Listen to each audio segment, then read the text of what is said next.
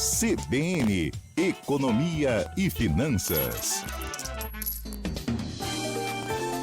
Com ele, professor Alexandre Lages. Achou que ia falar o segundo nome. Professor Alexandre Lages conosco ao vivo aqui. Tudo bem, professor? Tudo ótimo, tudo bem. Diz que você vai falar de economia hoje. Parece que sim. Ah, é? Nossa, olha só. Achei que a gente ia falar sobre final de semana, feriadinho, né? Às vezes a gente fala de economia e comida, né? Mas hoje vai ser um pouquinho diferente. O governo tá desesperado aí para arrumar a economia no país, em determinados setores aí, professor? Parece que o dólar está conseguindo ter um efeito sobre o governo, porque ele ficava brigando ali com relação à Selic e não reduzir gastos e aumentar tributos. Só que agora, com o dólar do jeito que está, e a gente já comentou sobre isso semana passada, e continua, né, nessa ascendência, perdendo o controle, são coisas que estão conseguindo fazer com que o governo entenda o recado. Porque quando o dólar começa a ter esse tipo de modificação, o governo entende rapidamente o recado. E junto com isso, a possibilidade de vir, sei lá, se tudo for resolvido, um grau de investimento, que é outra coisa que o governo namora há muito tempo. Ele teve isso no passado e acredito que isso pode mover o governo nesse sentido a querer realmente fazer algum tipo de ajuste. O dólar pesou para essas iniciativas do governo porque o aumento dos juros pelo Banco Central, pelo Copom, não funcionou? Pois é, essa briga está sendo inócua, porque na realidade os juros é um reflexo da inflação e o dólar patrocina isso. E o dólar e o governo não conseguem ter o controle. Né? Vai ter que jogar, até consegue com banda suja, que a gente chama, né? Que o governo joga reservas dele no mercado para tentar segurar a alta do dólar num evento extremo. Reservas em que sentido? O governo consegue, através de superávit no passado, ter um pouco de dinheiro guardado, são chamadas reservas. Né? Então o governo usa esse dinheiro, que são o dinheiro que ele tem guardado, e joga o dólar no mercado. Quando ele faz isso, ele força uma queda artificial do dólar. Porque o dólar é a mesma coisa que qualquer tipo de ganho, né? Você tem a relação de oferta e de demanda. Mais gente querendo comprar dólar, o dólar sobe. Menos gente, o dólar cai, né? E o que acontece? Se o governo joga a moeda no mercado numa velocidade grande, vai ter mais oferta de dólar do que gente querendo comprar naquele momento. Então vai fazer com que o dólar segure ou mesmo caia em algum momento. Por isso que a gente chama de banda suja, porque não é agora totalmente livre.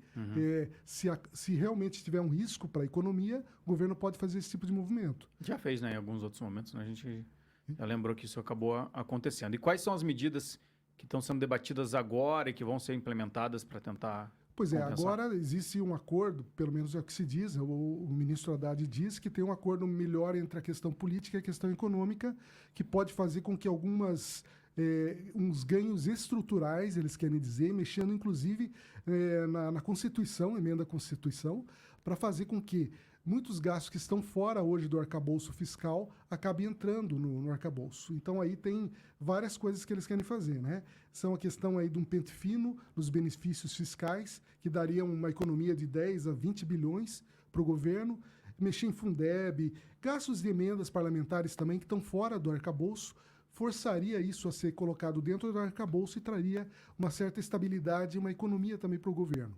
Eu vou mexer nas emendas parlamentares? Sei não se vão, hein? Isso é complicado, que daí tem muita discussão política também. Resolveria isso, essas medidas? Bom, em parte, se o governo conseguir de 30 a 50 bilhões de economia, isso é o suficiente para que ele consiga, pelo menos o ano que vem, já zerar as contas em relação ao superávit e déficit. Como o governo não tem mais espaço para aumentar impostos, ele obrigatoriamente vai ter que fazer isso ou ver o dólar disparando do jeito que está. O governo também tem pretensões, se isso acontecer, e até fiz um comparativo aqui entre o governo Lula lá atrás... O Lula 1 e Lula 2 com o Lula 3. governo Lula agora, né? Então você vê que interessante como é que a gente estava, como é que a gente está. Antes nós tínhamos superávit primário. Agora nós estamos com déficit primário. Lá atrás, o dólar, o pessoal não vai lembrar, mas estava R$ 1,70. Hoje nós estamos R$ 5,79. Né? Então você tinha reservas lá, que é esse dinheiro que eu falei que o governo pode usar para mexer no câmbio. Hoje a gente está com reservas cada vez menores porque não está entrando o dinheiro. Né? Nós tínhamos 3 graus de investimento, que o governo pretende ter um agora, que é o Investment Grade, né, que a gente chama, que é a Fitch, a Moody's e a Standard Poor's. 3 bancos mundiais colocavam a gente como bom pagador. Hoje, a gente está correndo atrás de tentar elevar esse grau de investimento para atrair dinheiro de fora. Isso é excelente, por isso que o governo brilhou os olhinhos, de certa forma, porque traria uma economia de 10% do PIB da poupança pública, entraria dinheiro de fora, porque você, como bom pagador, atrai esse investimento externo direto. Sim. Esse investimento, dinheiro em dólar, faz com que o dólar caia internamente, sem o governo usar reserva, porque está vindo dinheiro de fora em dólar, vai ter uma pressão sobre o câmbio vai ficar mais favorável, vai cair o valor do dólar, aí você tem a pressão inflacionária menor e aí você pode reduzir juros. Então é uma outra forma que o governo poderia ter de sair dessa situação, né? O senhor mencionou ali na comparação com os dois governos Lula lá atrás e agora, a gente tem aí no meio, 16 anos, né, com outros governos. No que pese, governo da ex-presidente Dilma ser do mesmo partido político, mesmo grupo, e depois o do ex-presidente Jair Bolsonaro. Essa comparação a gente tem que entender também as mudanças que houve no nosso país e com os outros governos também, né? Perfeito. O que acontece muito forte é o endividamento ali em 2014, muito forte, né? No governo da Dilma, finalzinho praticamente, né? E ali as contas elas saem totalmente da situação que estava, né? Nós tínhamos lá, naquela época que você coloca muito bem, em torno de 50% de dívida do PIB. Hoje nós estamos chegando a quase 80% Nossa, de dívida. é muita coisa. Isso nesse pouco espaço. O poder de investimento cai, né? Em quase 10 anos é isso que está acontecendo. Para você ter uma ideia, o governo Dilma entregou 3,5% do PIB necessitando de ajuste para o Temer. 3,5%. O Temer entregou para o Bolsonaro já 1,2% do PIB para ser ajustado. E o governo Bolsonaro entrega 0,7% do PIB para ser ajustado para o Lula. Então aí você já vê um aperto para tentar resolver o problema da dívida, principalmente depois que a Dilma sai do governo, né?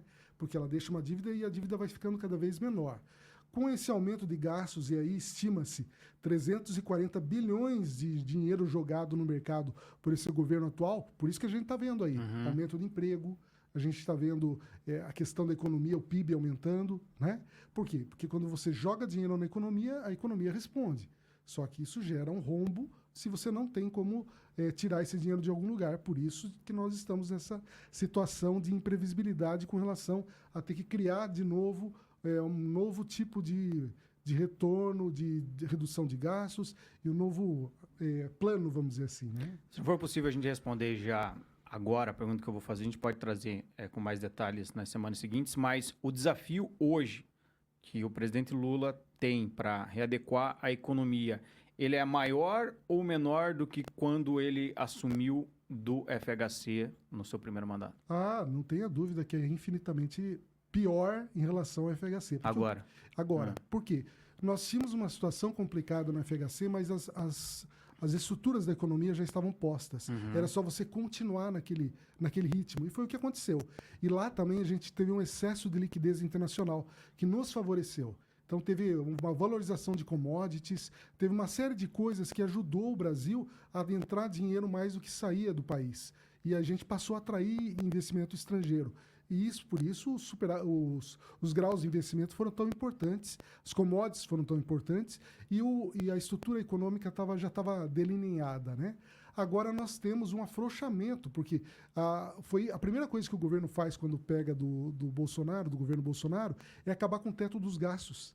É você tentar melhorar o ganho do salário mínimo, é você fazer algum tipo de benefício que acaba saindo desse ajuste fiscal. O teto que foi implantado pelo Temer, né? Exatamente. Quando ele assumiu depois do impeachment da ex-presidente Dilma. Isso, e daí quando o governo vem com aquela história de que se a gente tiver os tetos dos gastos, né, pegando o governo Bolsonaro e saindo numa pandemia, nós vamos travar a economia. Só que esse destravamento da economia fez com que os gastos subissem muito acima do que se esperava. Então a estrutura que nós tínhamos lá no FHC de condução estável, nós passamos a não ter mais. E agora, por isso, ter que voltar atrás e fazer novas reformas para tentar reenquadrar os gastos dentro, talvez, do arcabouço, fazer alguns cortes no social aí, que politicamente vai ser ruim para o governo. E quanto antes ele fizer, melhor. Porque quando chegar perto da reeleição, da eleição de novo, vai ficar muito evidente que o rombo vai ser tão grande e o dólar pode estar sei lá, no patamar que já elevado, chegou, né? que pode ser tarde demais. Que aí pode impactar politicamente, né? Tem que fazer os investimentos sociais, mas tem que ser de uma forma que não faça com que travanque o desenvolvimento social depois, na sequência. Professor, obrigado por mais essa aula, mais essa semana. Eu que agradeço sempre.